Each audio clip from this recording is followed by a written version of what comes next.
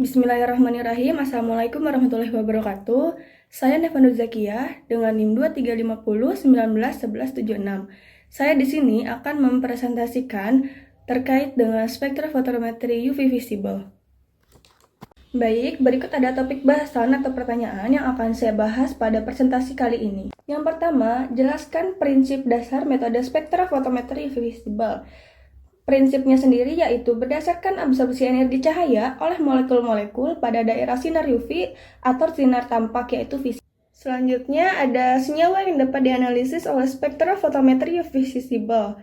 Senyawa yang dapat dianalisis adalah senyawa yang memiliki gugus kromofor dan ausokrom, karena gugus tersebut dapat menyerap cahaya UV atau visible, seperti senyawa organik yang memiliki ikatan rangkap dan senyawa dengan pasangan elektron bebas. Lalu di sini saya akan membahas tentang orbital. Ada 3 jenis orbital yang akan saya bahas, yaitu orbital sigma, orbital pi, dan orbital n atau non-ikatan. Orbital sigma adalah orbital molekul yang terbentuk secara simetris terhadap rotasi di sekitar ikatan. Elektron yang dapat menempati orbital itu disebut elektron sigma. Ikatan jenuh pada suatu molekul juga yang tidak mempunyai atom dengan elektron bebas dibentuk oleh orbital sigma. Contohnya di sini ada CC dan CH, yaitu ikatan tunggal yang terbentuk dari orbital sigma. Contohnya pada molekul metana atau etana. Lalu yang kedua ada orbital pi. Orbital pi itu terbentuk dari tumpang tindih orbital yang tidak simetris terhadap rotasi ikatan. Elektron yang menempati orbital ini disebut elektron pi. Ikatan jenuh, contohnya itu pada ikatan rangkap 2, CC, biasanya memiliki orbital pi yang ditemukan pada molekul etinal atau asetilena. Yang ketiga, ada orbital non-ikatan. Orbital non-ikatan itu terbentuk jika suatu orbital atom tidak berinteraksi dengan orbital lain dalam molekul. Elektronnya disebut elektron N atau non-ikatan dan biasanya berasal dari pasangan elektron bebas pada atom O, S, N atau atom lain dengan pasangan bebas. Contohnya terdapat pada molekul air, hidrogen sulfida, amonia, atau formaldehid dengan elektron bebas. Faktor-faktor yang mempengaruhi pergeseran panjang gelombang pada daerah sinar UV. Ada 4, yaitu 1. Sistem terkonjugasi, 2. Pelarut, 3. Perpaduan kromofor dan ausokrom, yang keempat adalah larutan elektronik. Saya akan bahas satu persatu. Sistem terkonjugasi. Sistem terkonjugasi terdiri dari ikatan tunggal dan rangkap yang berselang-seling dalam suatu molekul. Semakin panjang sistem terkonjugasi, perbedaan energi antara keadaan dasar dan keadaan tereksitasi makin kecil, sehingga absorpsi berpindah ke panjang gelombang yang lebih besar, atau disebutnya batochronic shift. Yang kedua, pelarut. Pada transisi pi ke pi bintang, pelarut polar akan menyebabkan pergeseran ke panjang gelombang yang lebih besar, atau disebut batochronic. Yang kedua, itu ada transisi n ke pi bintang, pelarut polar akan menyebabkan pergeseran ke panjang gelombang ke arah lebih kecil, atau disebut hypsochromic. Yang ketiga, ada perpaduan kromofor dan ausokrom, yaitu gugus yang mengandung pasangan elektron bebas yang memberikan transisi dari N ke pi bintang yang bila berikatan dengan gugus kromofor dapat mengakibatkan pergeseran panjang gelombang. Contohnya itu ada OH, O, NH, dan OCH3.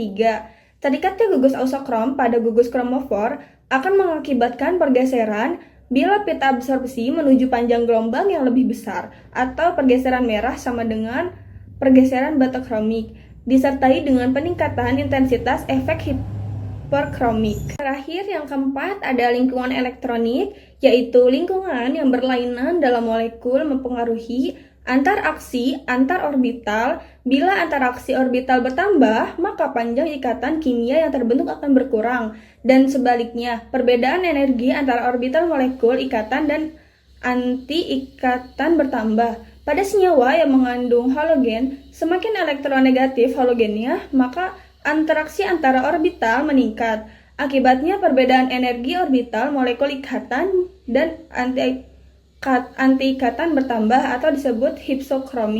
Baik, selanjutnya ada Gambar itu terkait instrumentasi spektrofotometri visible. Yang tampak depan itu ada sumber cahaya polikromatis yang ada tanda silangnya juga.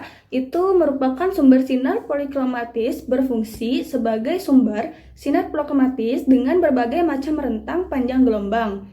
Lalu ada pendispersi atau penyebar cahaya, dan slit atau pintu keluar, dan slit atau pintu keluar masuk.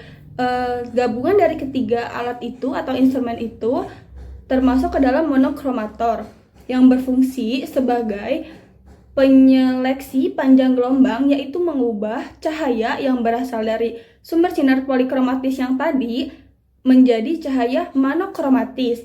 Jenis monokromator yang saat ini banyak digunakan adalah grating atau lensa prisma dan filter optik. Lalu selanjutnya yang setelah bagian alat monokromator tersebut ada sel sampel. Sel sampel itu berfungsi sebagai tempat meletakkan UV visible untuk meletakkan sampel UV visible yang akan kita uji. Kita menggunakan kuvet sebagai tempat sampelnya. Rata-rata kuvet yang kita gunakan itu lebarnya 1 mm. Lalu selanjutnya di situ ada detektor yang berfungsi sebagai menangkap cahaya yang diteruskan dari sampel dan mengubah menjadi arus listrik. Selanjutnya yang terakhir ada readout atau merupakan suatu sistem baca yang menangkap besarnya isyarat listrik yang berasal dari detektor. Atau kita menggunakan kita menggunakan komputer yang sering kita gunakan. Selanjutnya juga ada prinsip dasar analisis kualitatif dan kuantitatif senyawa dengan metode spektrofotometri visible. Yang saya akan bahas terlebih dahulu ada analisis kualitatif. Analisis kualitatif ini dibagi menjadi 2 prinsip, yaitu ada untuk senyawa yang diketahui strukturnya dan senyawa yang tidak diketahui strukturnya atau senyawa baru. Untuk senyawa yang diketahui strukturnya itu prinsipnya dengan cara membandingkan bentuk spektrum panjang gelombang maksimum atau lambda max sampel dengan larutan pembanding atau pustaka. Lalu yang kedua juga ada melihat pengaruh pH terhadap spektrum sampel kemudian dibandingkan dengan pengaruh pH terhadap spektrum larutan pembanding atau pustaka, dan menghitung nilai absorptivitas molar atau exciting spesifik 1% dan dibandingkan dengan larutan pembanding atau pustaka. Jadi prinsipnya itu membandingkan sampel dengan larutan pembanding atau pustaka literatur. Yang selanjutnya itu ada yang tidak diketahui strukturnya. Prinsipnya itu dengan menginterpretasi data atau hasil spektrum. Jika senyawa memiliki spektrum UV ketika diukur, dapat dibuat dugaan bahwa senyawa tersebut memiliki gugus kromofor atau ausokrom. Membuat dugaan empiris menggunakan hasil penelitian atau literatur, lalu juga bisa mengamati pergeseran spektrum UV senyawa flavonoid menggunakan beberapa proyeksi yang dapat dibuat dugaan, yaitu ada jenis flavonoid dalam sampel kita. Proyeksi geser yang umum digunakan itu ada NaOH atau ACI dan HCl. Selanjutnya ada analisis kuantitatif, yaitu analisis pada zat tunggal dengan menghitung kadar menggunakan rumus hukum Lambert-Beer dan membandingkan serapan pada cuplikan dan serapan pada larutan standar yang konsentrasinya diketahui dengan teknik larutan baku tunggal atau one point method dan kurva kalibrasi. Baik, selanjutnya ada kelebihan dan kekurangan dari metode spektrofotometri visible ini. Yang pertama itu kelebihannya ada metodenya itu sensitif dan akurat, lalu mudah digunakan.